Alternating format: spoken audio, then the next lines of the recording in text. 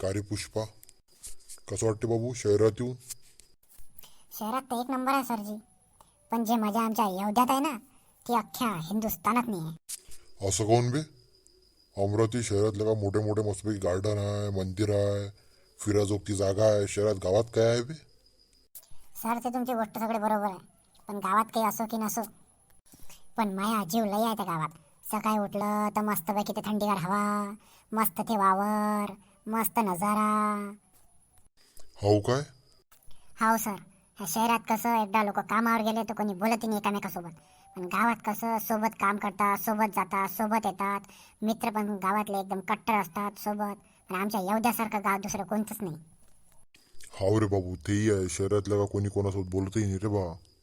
हा तेच ना सर, गावात आम्ही एकामेकासोबत बोलल्याशिवाय राहतच नाही.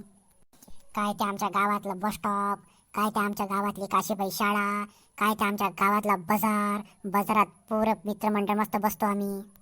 काय त्या गावातले वावर, काय त्या गावातले मित्र, काय लोक. ह्या शहरातल्या प्रदूषणपेक्षा तर गावातली वावरातली हवा खूप मस्त असते. पारे बा एवढ्यातले लोक, पुष्पाचा किती जीव आहे तुमच्या एवढ्यात.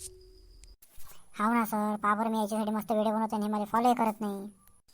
नाही नाही, एवढ्यातले पोरतले एकदम मस्त आहेत रे. आपल्या एवढ्यातल्या मित्रमंडळांना सगळ्यांना लव यू भावांनो.